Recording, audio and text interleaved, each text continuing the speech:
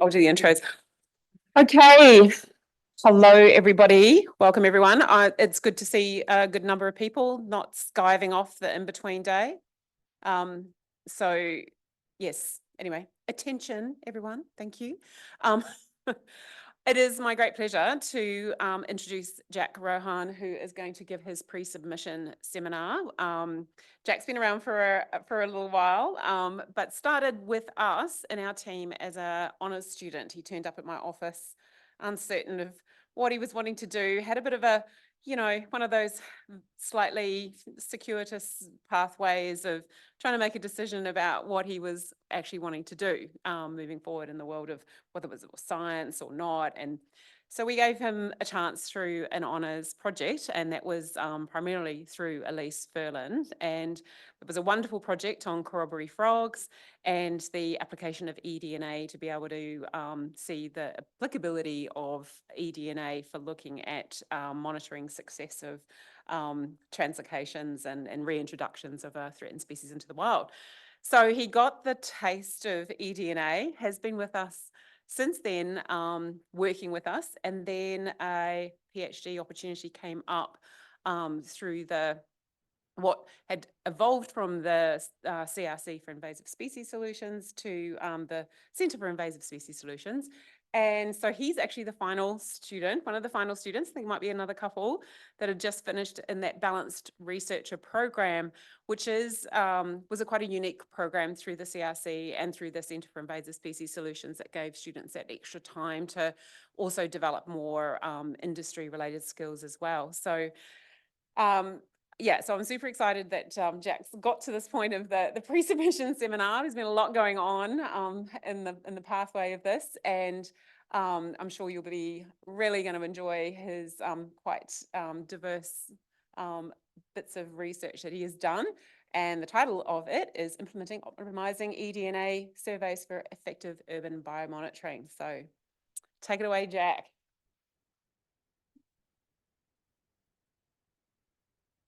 All right. Well, yeah, thank you, Di, for the kind introduction. It's safe to say I certainly wouldn't be here without you today, and I'm very grateful for every opportunity you've ever given me through my PhD, my work life, and personal life as well. So thank you very much for everything. Thank you all for coming today. It's great to see you on a Friday. I know it's a bit of a sneaky day, so it's great to see you here. And to those joining online, thank you as well. I've seen a few names. Just like to acknowledge Elise, Furlan, my other supervisor, as well, who's online today. Thank you again for catching up yesterday prior to this talk. So my talk today is my PhD seminar talk. I'm going through all my chapters, some more complete than others, but hopefully there's a nice story there. And yeah, hopefully answer some questions at the end if you have any. And yeah, it's exciting and very happy to be here today. So I thought I would start a little bit, as is customary with these talks, to kind of go back to the beginning again. You may be wondering why I'm showing you some psychology dudes, Freud and Maslow and things like that. And believe it or not, I was a psychology student, which is not a great fit for my brain. And I didn't get a lot right in my undergraduate degree. I made a lot of mistakes. I still make a lot of mistakes, probably less so now, but I did learn a lot from this degree. But in that time, I probably made two correct decisions. The first was that I had an open elective for biology, and I had Professor Ross Thompson as my tutor at the time.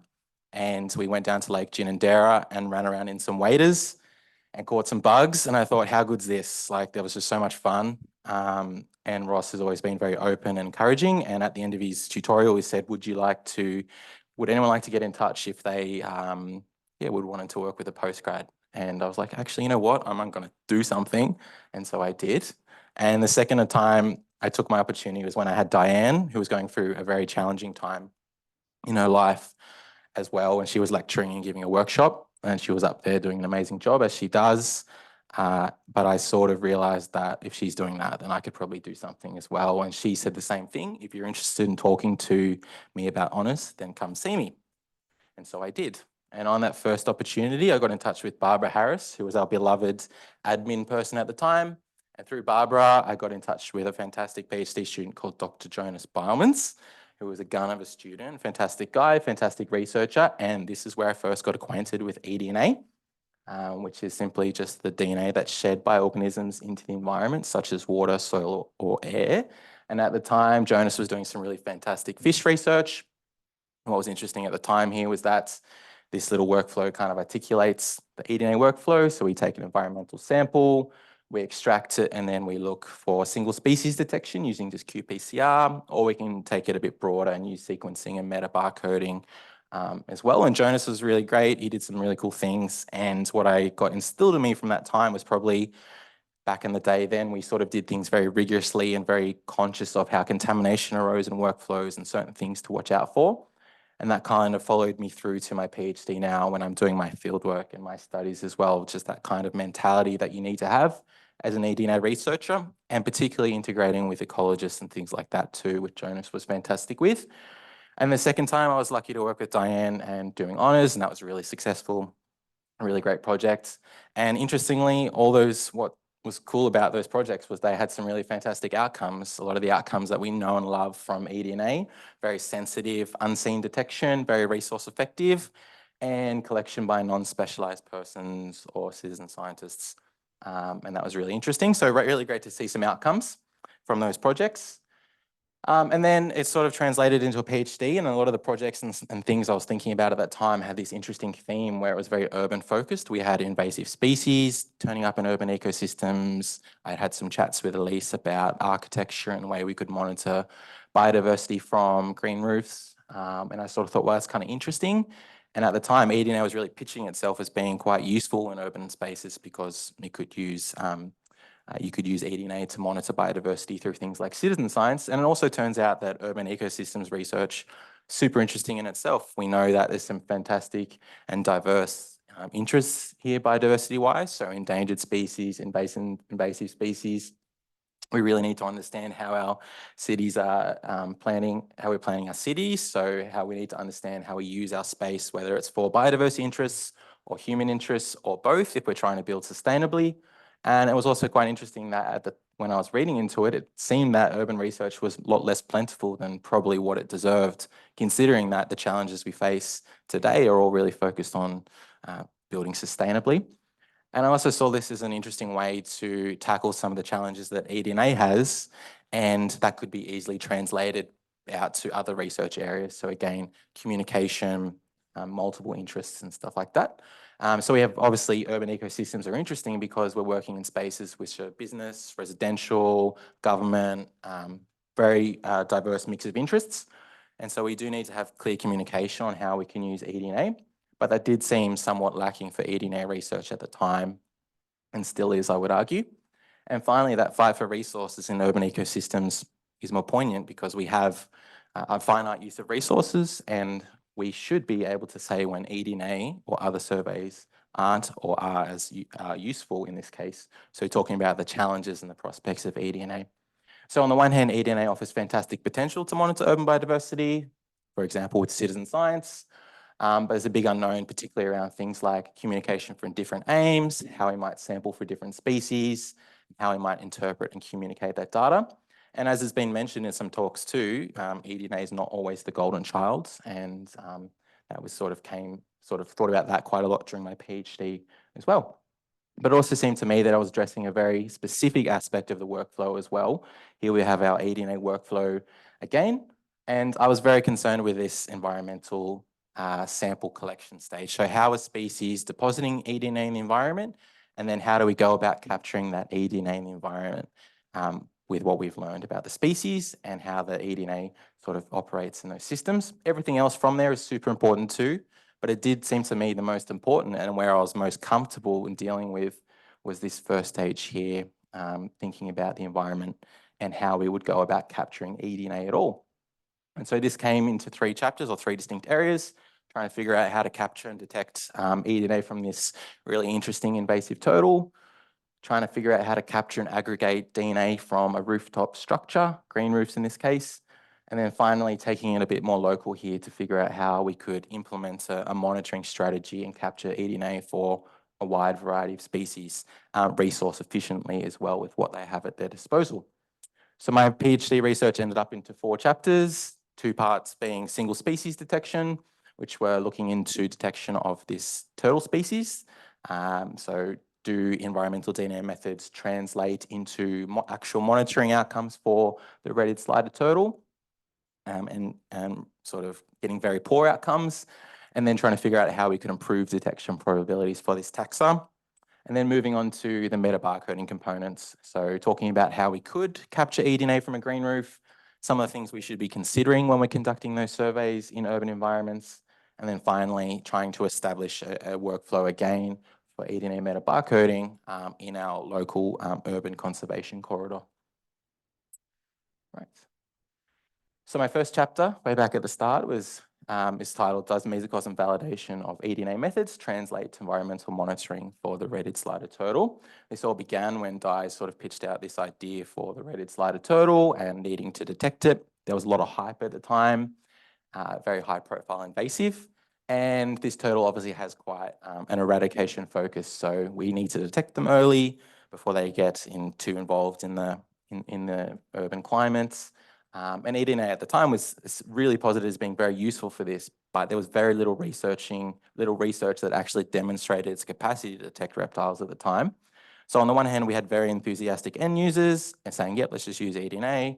And then me going, yeah, let's just go do it. And then sort of finding some challenges. But obviously, it's quite an urbanized pet traded species. And what that means is that these guys could turn up pretty much anywhere, anytime, low density. And so we really do need sensitive methods to be able to detect it reliably and to be useful to management strategies. So in the beginning, my research question was really focused on, just going out and saying, can we use eDNA surveys to detect and monitor low density populations of these guys in the environment? And to do that, I compared the performance of two existing qPCR assays, which are designed specifically for the red-eared slider, but in different countries. So rather than validate my own, I thought I'd go away and just use what was already available. And then I wanted to test and compare eDNA sampling methods to detect the turtle. And the two strategies I wanted to test were our commonly used lab-based workflows, I would call, versus portable workflows. And the benefit of portable workflows in this case would be that you could get this in the hands of the stakeholders and other managers to conduct it at their own pace and have some really great data coming in. And I did this testing at first on samples collected from a tank here at UC with some turtles. And what I was able to do was validate two assays, the spine, which was great. And that in itself is kind of interesting that I didn't need to reinvent the wheel here, kind of adopted something from a different country and said, yep, it's just going to work fine. And as you might expect, the portable workflows, as you can see here in the bottom right corner, work, but they're less sensitive than the purely lab-based workflows, and kind of makes sense. So at first, from here, I was like, okay, well, let's just go out and take our field workflows and see how we go. And so that's what I did. And I turned up at some occupied and monitored sites, such as this one here in Sydney. And my field testing was really poor, even though there was all this hype around it and we knew the turtles were there. I couldn't not get a detection to save my life. And at that time, it was it sort of turned into a bit of a spiral there for a bit about trying to figure out what was actually going on.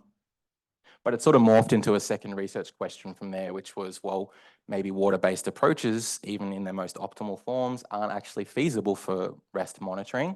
And so went back at it again this time during COVID to see if I could kind of test that a bit further. And I conducted my surveys of a large mesocosm to say, yep, everything's working great here in a mesocosm. Surveyed 3 sites, which are managed for REST using my optimal workflow. And these were all also monitored as well for visual observation and camera trapping, and which suggested that there was turtles there, even when I was sampling on that day. And what I found was, as you might expect, my mesocosm testing was perfectly great. 18 samples taken, 18 samples amplified. But when I rolled down to my field site testing here, to Frady's wetland, we had 3 turtles pulled out on the same day. Got very poor detection, 2 samples only. And then at another site here, Wiley Park, we also saw them and I got no detection. And combined with what we'd sort of done previously here, this was sort of an indicator that this was not going so well. And potentially this is not really the eDNA strong suit in this case.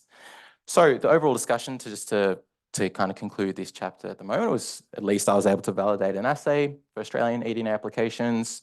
And although it is possible to detect the turtles in controlled and natural environments, that translation to field testing was quite poor in comparison to conventional survey approaches such as visual observation and trapping. And the question then remains, well, is this a feasible use of resources? My eDNA resources could potentially be used somewhere else. And we sort of just published something on this to saying, well, we can validate this till the cows come home, but at some point this may not be as appropriate for some species. So good to have a publication out of it. But I guess that kind of leads to the next question is, well, can we improve detectability in some other way? And it took a while to kind of conceive this out, and still waiting on some data for this. But at the very least, there is a nice conceptual logic that can be flowed with this. Chapter title here is eDNA hotspots. So trying to targeted eDNA surveys can drastically improve detection for challenging taxa. So in the beginning, going back once more, 2019 here, we have the total list of target taxa from eDNA. Fish and amphibians make up the most of it, and reptiles just making up 3% of eDNA literature. And that raises some very obvious questions, which is, why have eDNA-based approaches not been used to detect taxa other than fish and amphibians? Is it possible to detect reptiles using eDNA? Perhaps researchers are much less likely to publish poor results or findings of non-utility, and I certainly think that's the case, particularly with a hype around eDNA. But if it is possible to detect reptiles, is it actually useful? And that was also posited in 2018, in fact, which sort of said, is eDNA adequate for reptiles? We sort of thought, well, that's sort of an answer, but maybe we could try and investigate it a bit more. And conceptualizing this a bit further, sort of thought about the actual considerations we need to take into account for when we're detecting rest in this case, or any species. Firstly, we need to assume that the target species is actually present, and then that we do detect it using eDNA surveys, given that the species is present. However, there's probably an obvious thing missing there, which is the fact that eDNA infers species presence based on the availability of shared DNA in the environment.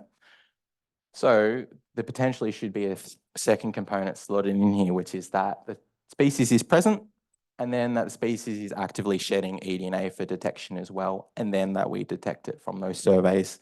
And I sort of think of this as eDNA availability. Is that species actually making eDNA available for detection? And so in our case, red-headed slider turtles possess traits that are probably not so great at detection from eDNA surveys: semi-aquatic behavior. So moving across land, they go into brumation where they really drop the metabolism. And so that probably infers that red-headed sliders may not be depositing eDNA or shedding it consistently, but it does offer a solution in some ways, because we could think of improving our detectability by trying to figure out where it is shedding that eDNA in the environment. And we sort of thought of that as eDNA hotspots.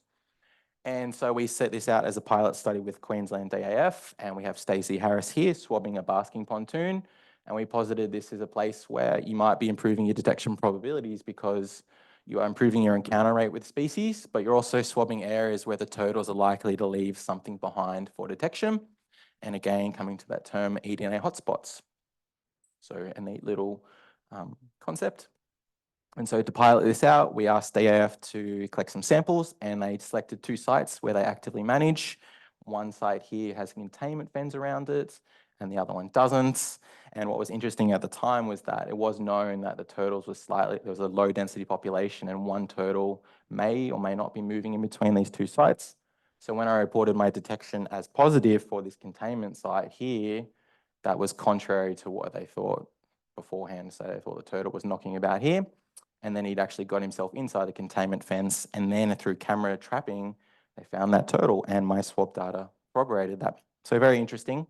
And obviously that's a good start, but we do need to have a bit more data on this. And I am just trying to get through the last batch of samples at the moment for this, so bear with me, but this is sort of the first half of it. We reached across the pond to New Zealand to collect some samples for us, and they collected swab samples and water samples simultaneously using citizen science equipment. And what we found here at these sites was that we have a turtle pond here, a natural boardwalk, and a basking log here. In our 5 swab samples collected on the basking log, all 4 out of 5 amplified.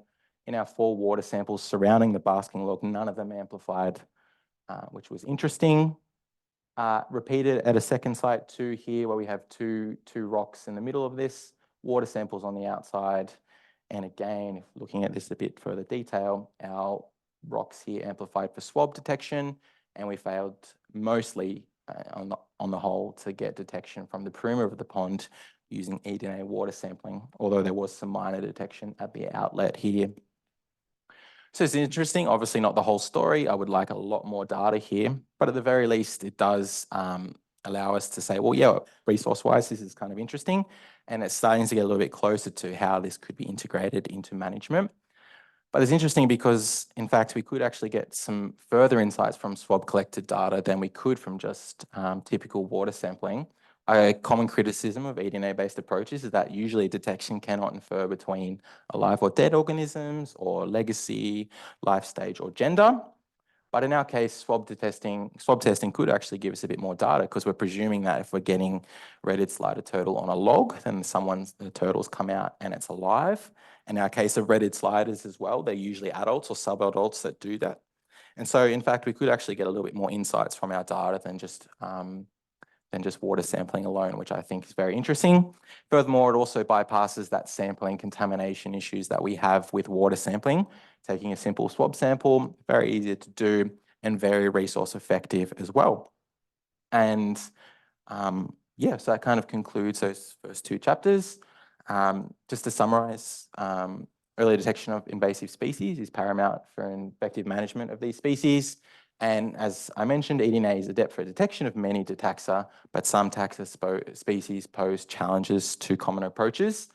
And we sort of thought, well, eDNA detection is dependent on that eDNA availability and capture of the material. And we showed that for our red-headed slider turtle anyway, we can leverage greater detection by considering this eDNA in natural environments and targeting it. And for REST, increasing both the detection and efficiency by detecting these guys appears to be a very viable monitoring method. And this is now a method that we've sort of adopted into our eDNA lab as well, where we acquire swabs from various places for testing of these guys. All right, so I'll move on to the third chapter, and this was mostly presented at the eDNA conference in Tasmania, which is looking at green roof biodiversity. So stretching out again to broad scale detection, this was a really fantastic project to be a part of. And I want to acknowledge UTS for their collaboration here too on this project. This was sort of named the two towers. We essentially have a green roof and a non-green roof in the middle of Sydney, and we want to find out things about it. Interestingly, for this construction, it's very rare for green roof studies to sort of have as uniform sampling design as we can see here. So on the left side, obviously coming up to the green roof, which is all great. Really nice, sustainably built building, 7 floors in the sky, lots of little different ecosystems, which is cool.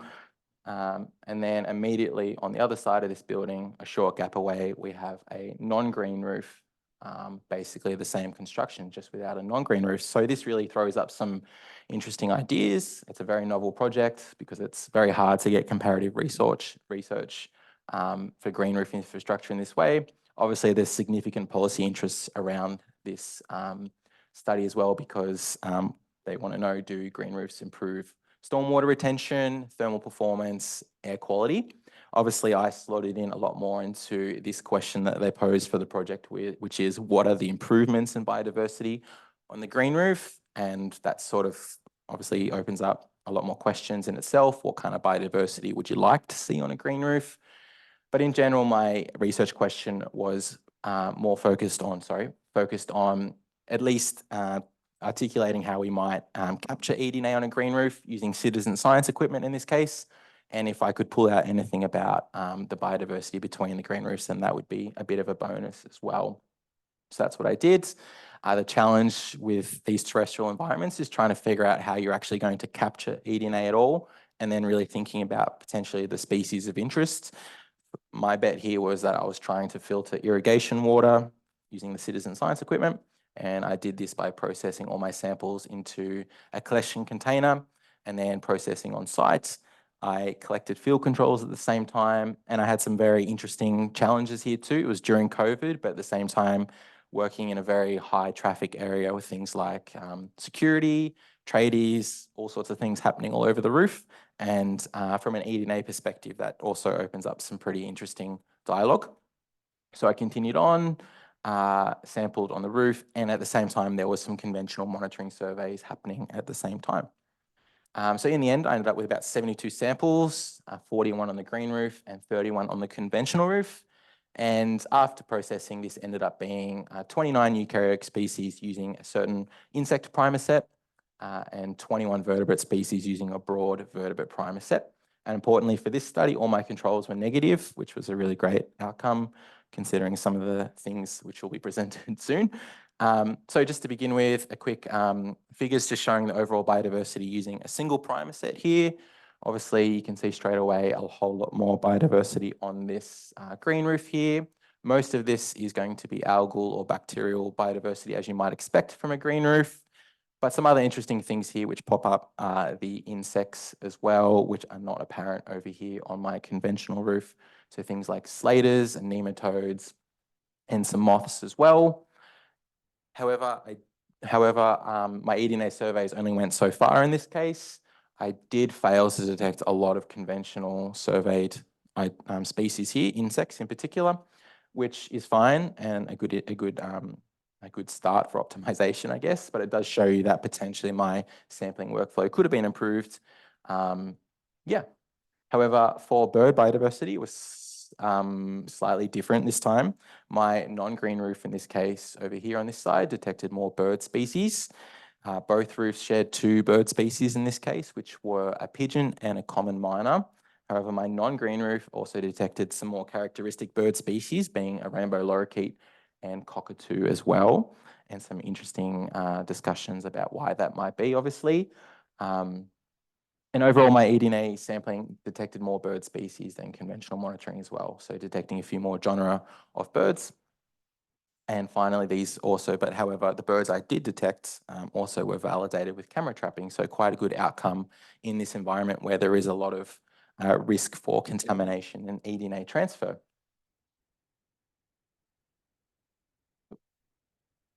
But yeah, as I alluded to, I guess at the start of this chapter, working in this environment, there is a risk for contamination here, and this is certainly an interesting discussion and dialogue worth having. All this down here is mammal DNA that I detected on my conventional roof, some on the non-green, some on the green roof as well.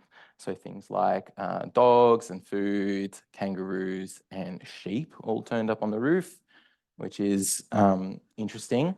And it does actually raise an interesting challenge for eDNA, is sort of how do we ascertain baselines and how would we figure out how to mitigate against some of these species turning up? What should we be thinking about, and how do we communicate that to end users? I'm not going to elaborate too much on how that might happen today, but definitely something worth talking about. So in the end, at the very least for this project, I demonstrated the utility of eDNA and metabarcoding here to detect eukaryotic biodiversity, and this is through a citizen science capable workflow, so lots of volunteers helping on this. Plenty of potential for optimization as well, for example, passive sampling or automation. I guess the question is, does a green roof improve biodiversity? Well, it has more biodiversity for sure.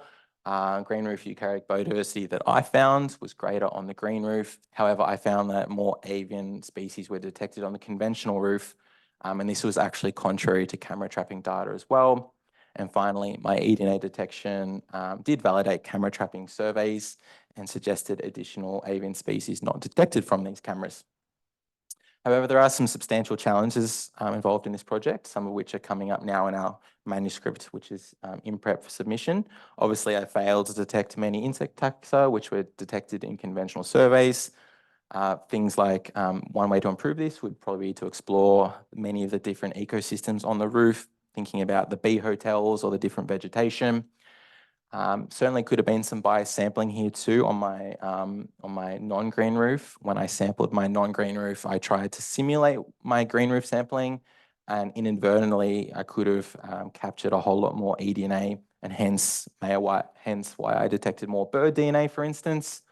I was a little bit limited here with my primer choices and reference libraries. It's a bit more intricate for our eDNA researchers, but the CO1 primer set I used here, the sequencing depth was probably chewed up a lot by bacterial and algal sequences rather than insect data. And the reference libraries, particularly for birds in Australia, is not as filled out as it could be. So when I was trying to assign species, I wasn't as able to be as confident in their actual identity, but had to revert back to maybe a family or genus or something like that as well. So, and then finally, contamination was prominent in many of my samples, and this in urban context, it will be very challenging to eliminate. One method we spoke about, one way for this study that we could probably improve this was maybe controlling for things like air plumes and ducts, swabbing or testing certain surfaces which may be coming into contact with our sampling apparatus. But it does feel like mitigating against this eDNA transfer in these kind of ecosystems is tough and will require some contemplation. Obviously, in my data set, there was nothing too outrageous that turned up, but it does probably raise some red flags, particularly when you're starting to think about invasive species or endangered species and how relevant this is to policy. So this manuscript is in prep for submission in Building Environment, interesting journal, and I'm looking forward to submitting that next month. And this leads me to my fourth and final chapter, which is establishing an eDNA metabarcoding sampling workflow for ongoing monitoring of a peri-urban conservation corridor. So hopefully some of you are aware with the Gin and Dairy Conservation Corridor. It borders us here in the west of Canberra. It's a fantastic area, snuggled up against the Murrumbidgee River. Really interesting plan for this area too, because there is ongoing development planned all around it until 2050. So this will just be continued to be filled out until 2050. And we need to understand a variety of factors in this corridor itself. I know that the Corps does some monitoring here already for water quality, and biodiversity is a component of it. There's a riverside park going into here as well, right in the middle of the corridor. So it'll be nice, interesting to see how that pans out. The land is managed by a conservation trust largely, and it already entails some citizen science components, so frog ID, bird surveys, and things like that. And the resources are potentially limited in this case. A lot of volunteers work here, and the ability to hire specialised employees is quite limited. So eDNA surveys obviously have significant potential to provide ongoing monitoring of a range of biodiversity in the corridor. There's many invasive species in the corridor, whether it be foxes or deer, rabbits, invasive fish. And there's some really iconic species here too. We have platypus, and I think pink-tailed worm lizard gets a look in here as well. So a really cool area, and yeah, really great to have around us. But it did seem to me like they were dying because we have such a long-term goal here. It would seem smart to try and plan something out from an eDNA perspective. And so that was my aim with this, was to try and think about how this could come to fruition. And we have two eDNA capture approaches typically for our workflows. We usually use an active sampling workflow where we take a pump out to a field, or we give it to a client and they pump through an active mechanism some water onto a filter membrane, which is then extracted for analysis. And the great thing about that is that it's quite powerful. We can actually capture a lot of eDNA that way. The downside is that the representative sample that it takes can be somewhat limited sometimes. We're only sampling a point in a river or a point in a dam, and the length of that sample is obviously very short as well. There is a lot of equipment and costs associated with this, and there is a large amount of expertise often needed for this too. So for something like gin and dairy, that may not be so appropriate, but worth investigating. The alternative to this is our passive sampling workflow, and this is certainly more of a newer thing for eDNA, a bit more of a set and forget kind of workflow where you put a peg-mounted filter pod into the water, or in this case, a filter just hanging by a grill into the water, and that DNA will wash into the filter or membrane and is captured. Obviously, the bonus of this is that it's cheaper, you don't need much expertise for it, and it does have that exposure time potential as well, where you could theoretically leave it in the water for X amount of time. And so it could capture eDNA for that amount of time as well. Downside again, though, is it's also a little bit limited by that. It's not actively pushing water through the membrane. So if it gets clogged up quite quickly, then you won't be filtering much more DNA in that case. And that the assumption is that some ecosystems may not be so appropriate for passive sampling here because of the sediment or the flow or things like that, which will really chew it up. And so my research aim was to really consider those two methods and establish an eDNA survey approach for monitoring of biodiversity that considers all the varied ecosystems we can see here at gin and dairy, so dams and river sites, the collection persons and using this equipment, and the timing as well. So would passive sampling be okay to use for 24 hours or 48 hours or something like that? And then thinking about the future as well, how robust would these methods be, and comparing them. So do active sampling approaches detect certain taxa, and do passive sampling approaches detect certain taxa? To achieve this, I selected 6 sites that were managed by gin and dairy, 3 river sites and 3 dam sites, and I staggered my passive sampling accordingly. So essentially, I installed passive samplers for 24 hours, and then 48 hours, and then 72 hours, and I collected an active sample on either side of these. And in the end, I ended up with 119 samples and 85 passive samples. And an interesting byproduct of this research project is the first time I'd worked with passive sampling was that I lost some passive samplers because the river height had just changed so much. And so that in itself was actually quite interesting. So I'm just going to show you a quick graph for brevity today of where things are at for this one. Some results, hopefully. All right. Cool, pardon me. So yeah, in the end, I had 6 sites, which were divided into dam sites and river sites. And essentially, I have all my species detected here, and those that were detected with active samples versus passive samples in blue per site. And so obviously, things are like at the dam sites here, you might expect to see a whole lot more active sampling detection of species here, for example. But at my river sites, interestingly, as you might expect, the passive samplers seem to do a bit better. So they're popping up with a few more species, particularly at something like this Murrumbidgee River site here. And in fact, some species they are detecting, like at this site here, detecting an invasive fish species, which was completely missed in any of the active surveys as well. So kind of interesting. At first, there's a whole lot more analysis that needs to happen for this, obviously. But at the very least, it's interesting to see some corroboration between the 2 sampling methods. For example, they're both detecting the same thing. And occasionally, too, we do see some species turning up in passive samples, which were not in the active samples. And these, interestingly, tended to be maybe more transient species. So things like pigs, wombat, pig again here, got horse somewhere here too. And some bird species as well, not picked in by the active sampling. And I think potentially what that's alluding to is the actual dynamic of the water. Here we have a lot of rivers and dams which are fluctuating up and down. And as that happens, a lot of the eDNA could be potentially washing back into those sites for capture using the passive samplers. So I'll leave that one there today and happy to chat more about this. Very interesting stuff though.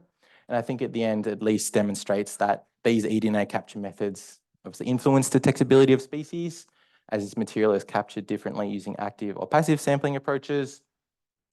Active sampling appears to detect more species at sites for both riverine and dam sites. However, passive sampling provides additional clarity for some sites, especially those with better flow conditions. So things like our river sites. And transient species such as mammals and birds are quite well represented in the passive surveys, which is interesting. And these findings can be useful to inform the effective use of eDNA survey resources. Cool. All right. So I'll just move on to a bit of a synopsis here. So taking back to the start, again, urban ecosystems contain a variety of ecosystems and unique biodiversity. With 75% of the world's population living in cities, we do need greater research on urban biodiversity to alleviate some of these pressures that urbanization is causing. And eDNA is a tool that has the potential to monitor this urban biodiversity both effectively and efficiently using things like citizen science. In urban context, it's non-invasive, so there's no trapping and there's limited disruptions in this sense. And eDNA is also pitching itself now as being very integral to policy. And obviously there's some pretty amazing policy decisions that are happening in our urban environments. And so my research really sought to implement and both implement and optimize eDNA surveys for urban biomonitoring.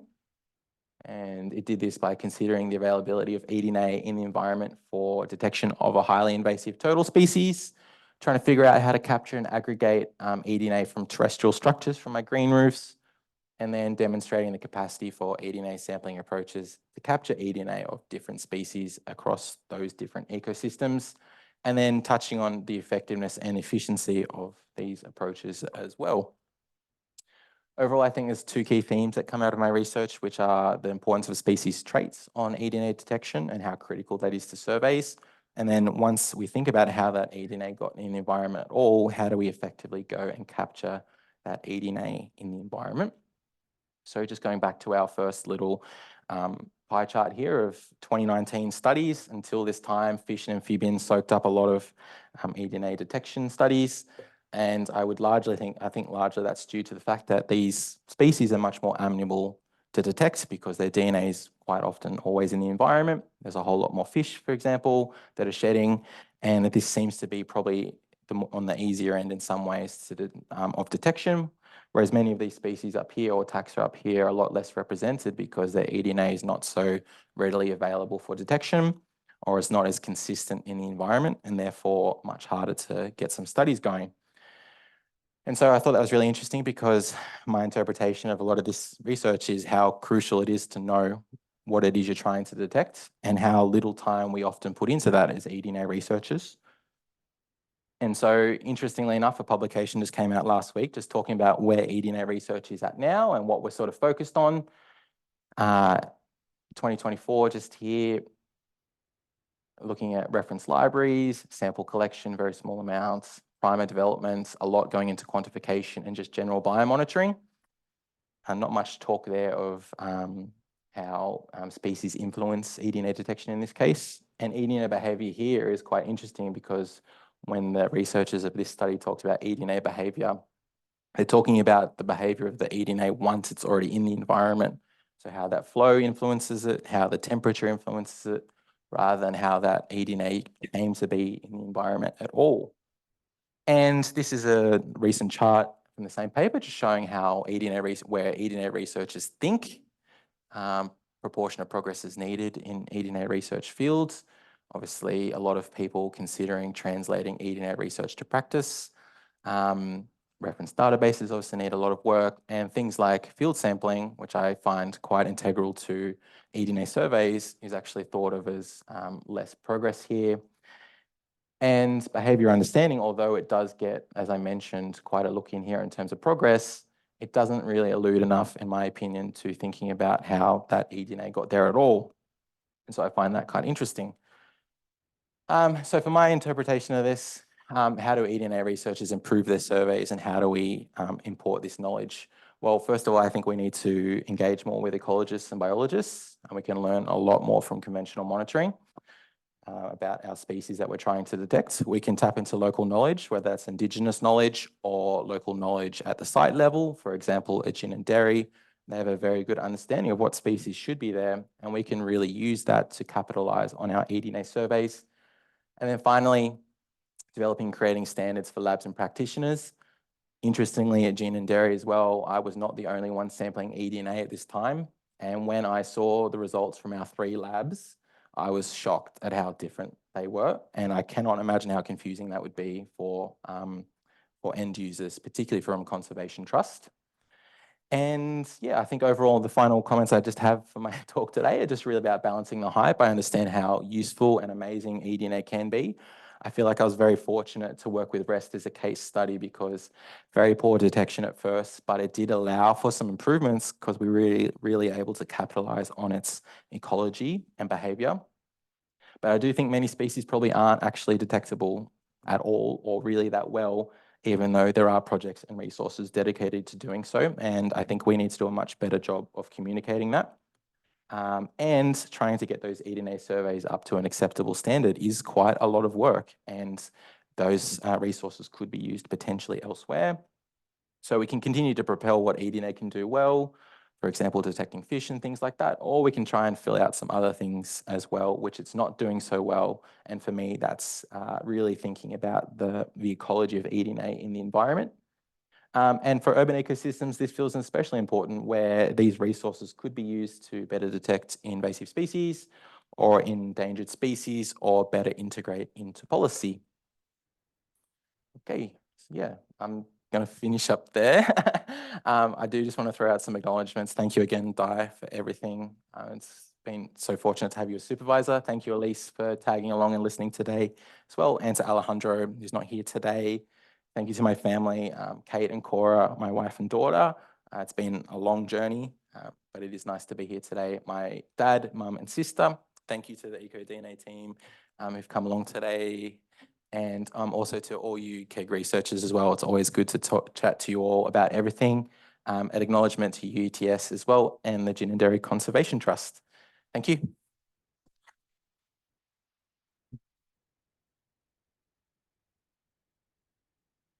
No, you're going to get a lot of questions, so I'm going to take the microphone around.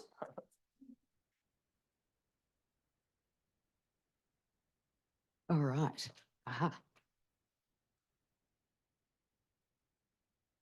Thanks, Jack. I mean, it's really interesting stuff. And I think it highlights something that in biomonitoring assessment we've struggled with, which is I would call sort of silver bullet syndrome, that we're always saying, what's the one tool that's going to do everything? And it's happened in every part of bioassessment. Yeah.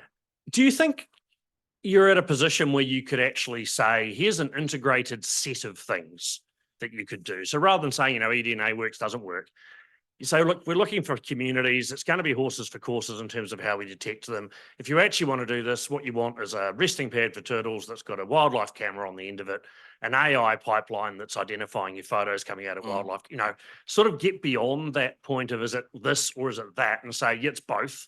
And how can you combine them?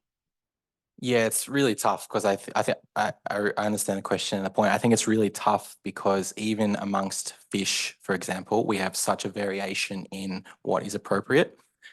And for turtles, for example, we study our native species, for example, and they're much more aquatic, and so we get much greater detection out of them. And versus my rest, which is much more semi-aquatic and not. And so it seems to me that we just have a lot of species which have very different physiological characteristics, and the way they behave makes it challenging to kind of create a schematic for that, I guess.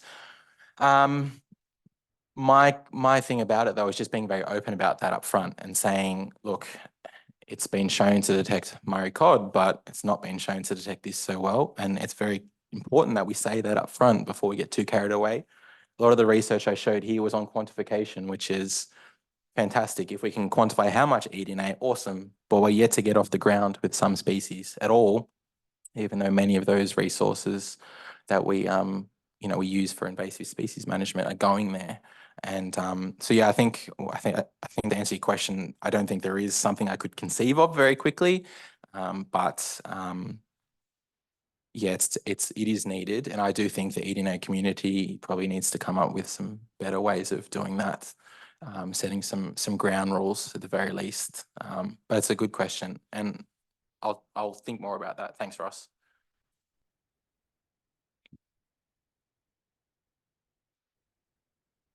Thanks, Jake. One question, because it seems to be ecological traits are so important to be able to detect. And you had your example with the green roof and the gray roof, I guess. And did you look a little bit more into what kind of traits maybe are there? So you could argue, okay, the species I detect on the green roof, that's actually the truth. It's not a sampling thing. And the same for the other one. And is there any pattern that some species are easier to detect because they use, I'm not sure, water more, or any that could help to disentangle that conundrum that they are different? Yeah, I mean, there's a lot going on in those roofs. And I think we get stuck in the mentality that having a green roof means there's more biodiversity. One thing I'd note is that the non-green roof is 3 meters away from the green roof. So any bird that visits the non-green roof is probably interacting with that roof anyway. And I think that's interesting from a management perspective. I haven't looked into specific traits about which species are turning up where at this stage. I think I really just wanted to demonstrate that I could get a usable workflow in place for other research to lead on from there. I think at the very least, terrestrial environments are challenging places to capture eDNA because it's much more patchy in the environment.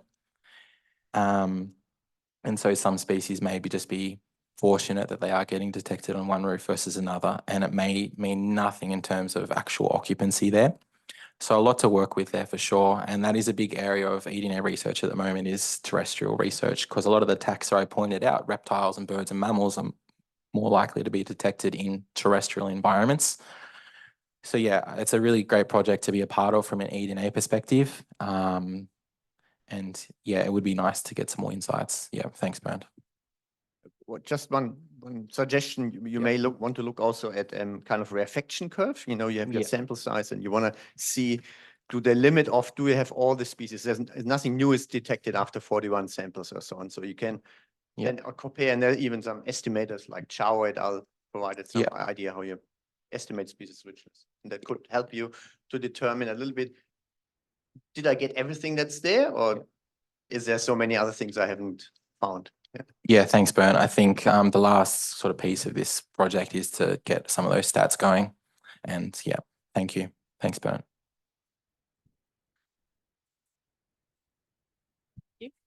Hello, Hi. with the gin and dairy project, you said that there was 3 other labs that testing. So were you able to compare, like, or get any info on how they were collecting and like be able to kind of like figure out why your results were so different? Like, were they taking from like a different area of the river, like, you know, different time of the moon, like sacrificing to different gods? What was going on? Definitely the pagan gods. No, I am trying to be a bit respectful of those other labs probably at the present moment. Yeah, I'm not saying we're necessarily 100% right either. Yeah, it was just very shocking for me to have, you know, Indigenous person talking to me about the land they live on and work on, and them just being confused about these species that turned up. Okay, primer sets is definitely one thing. So were they using a mammal primer set and detecting all these mammals? For me, I was comfortable with my results. I know the area quite well. I know what they've been stocked, what's been stocked and what is there. And going back to what I did at the start with Jonas was I was always very comfortable thinking about the ecology and how we sample for these things. It doesn't take many researchers to come along and really just take a few samples and it really just throws things off again. So yeah, it goes really back to creating those standards, I guess, again, and how we can communicate that better. And I really feel for Gin and Dairy too, because they want us to do research there and they want us to do it well. And also, why wouldn't you want to work there for the next 30 years and get this right and translate what we learn here to other really cool urban, peri-urban environments? So yeah, I guess at the end of my PhD, I'm going to do some good work with them, I hope, and continue to work with them. But yeah, to go back to your question, it's a mess, honestly. And yeah, it's worrying. I'm very worried about that. Hi, thanks, Jack. That was a Hey, great talk. Kristen, thanks. I'm just curious about the temporal viability of DNA in these different systems. Yeah. So I guess with fish, it's quite easy because you're sampling and they're constantly in there and around. But when you're doing your swabbing of logs and stuff, like how soon does the animal have to have been on that log for you to detect it? Like if it was there a week ago, would you still be able to pick it up? Yeah, it's a really good question. I think that kind of actually does relate to the eDNA behavior. What the eDNA field refers to as eDNA behavior. So how fast does it degrade in the sun versus blah, blah, blah. The issue I had with red-eared slider turtles was that, I mean, we can kind of keep trying to figure out all these variables till the cows come home, but eventually we have to put something into place. And it seemed to me that it was very simple for them to take a swab and say, look, it's getting close. It may not even be as good as conventional monitoring, but it's a foot in the right direction and those resources could be used elsewhere. But to answer your question, yeah, a whole lot needs to be done on that for sure. But yeah, I'm trying to think of this as, you know, a pragmatic approach, I guess. And that's always been this project is these turtles can turn up in the winters of Canada or New Zealand and every ecosystem is different. And so we can kind of think about all these variables and go, it's just too much. Can we detect them and can we do this properly? And swabbing, I had a big problem with this during my PhD because I was like, it's so simple. It's just so simple. It's stupid. Why aren't people thinking about this? And the reality is that we don't do that ecology well enough as eDNA researchers thinking about what is this species doing and how is that DNA getting there at all? Yeah, and I guess you could kind of, down the track, optimize your sampling for that. So the swabbing could still be a great thing, but you do that thing of like, do we do it seasonally based on how those animals move, or do we swab every second day for a month and then we know that site's done? Absolutely. Yeah, that's great. Thanks, Kristen. We've got Jim and then Thanks, Jim. there's a question online. Hi, thanks, Jack. That was really good. Thanks, few Tim. Sorry. suggestions Thank in terms of discussing it, particularly related to hotspots. So essentially, I think it might be helpful to frame it with relative to stratified sampling, because that's effectively what you're suggesting. In sampling hotspots versus sort of random points, it's basically an issue of stratified sampling. And it might be useful to be able to frame the approach in that sense. The second one, again on hotspots, following up earlier questions, it's essentially a dose response issue, isn't it? The more DNA there, the higher the chance of detecting it. So anyway, something to think about. Yeah, that's fine. Yeah, thank And just thirdly, the title had optimizing. It wasn't clear to me where the optimization occurred. Yeah. In terms of an economic analysis, you include that's benefits and true, yeah. costs. Yeah. Yeah. And you focused on the benefits rather than the costs per se. Yeah. So yeah, I'm happy to follow it up any of Yeah, those no, with you absolutely, sometime. I agree. I think yeah, kind of, I guess it follows on a little bit from Kristen's thing about yeah, I'll think about it and I'll get back to you. But yeah, I definitely noted. Thanks, Jim. All right, we have a couple of questions from Arthur online. Great talk, swabbing basking platforms, a great idea. So the first question is around how often you pick up species presences for species that aren't there, so false positives via contamination or otherwise, and is reporting these false positives part of your standard practice? Second question, if time, geez, I don't know, Arthur. You had difficulty getting this to work in what was clearly a eutrophic context. Do you think water sampling would be more successful in systems that have got, clearer water, etc.? Go, Jack. Yeah, certainly the second part of the question is, yeah, probably. I think some of the species you might be thinking of there, Arthur, are more aquatic though as well. So I think the availability of eDNA to detect them, availability of eDNA in those systems might be a bit better. The first one, do we report when publishing? Yes, certainly. And it always weirds me out and irks me when trying to, report this. I mean, a really good example of this was with gin and dairy, where I reported to them that they had a frog there and they were like, no, it's not this frog, it's this frog. And I was like, that's great. But I was very lucky to be able to have that connection. And that kind of goes back to why we really need to engage ecologists and biologists about what we're actually detecting there. The risk in those urban ecosystems is paramount because we do have some very problematic invasive species there who can both cause a lot of headaches, and vice versa is when we report they're there and they're in fact not, which has sort of been the case with the Great Lakes in America and carp, which has been sort of an ongoing saga now for at least 10 or so years. But yes, yeah, and I guess we've sort of had chats, Elise and I have had some chats before about how you might categorize what was likely a false positive or could be a false positive versus less likely to be a false positive as well. But that's a pretty long discussion at this stage. Yes. Awesome. Oh, do we have time Thank- for one more? yeah. No? No? Thanks, Ross. Yeah. Oh, sorry. Oh, you got to teach. Oh, you're right. Jackson. Thanks, Ross. Yeah, go for it. Yeah. Up. Population genetics had a similar challenge. It overpromised, then underdelivered, and then actually what happened was the managers got annoyed with it, and it was harder then to get it into policy and management. Sort of the same things happened at eDNA. We've overpromised and underdelivered, and the we is the royal we. And so the risk is that happens again, that basically they say, this stuff's a waste of time. So rather than the nuance of you need to use it at a particular time in a particular place, what they get is, this is useless, it didn't do what you said it could.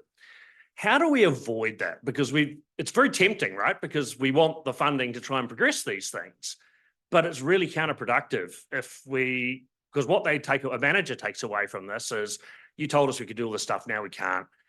So, it's a waste of time, it's a waste of money. How do we succeed in managing that? Because I think it's happened in my field with stable isotope analysis, for example, as well. It's happened lots of times, but we seem to sell these things too hard early on and then end up with our credibility a bit damaged by that.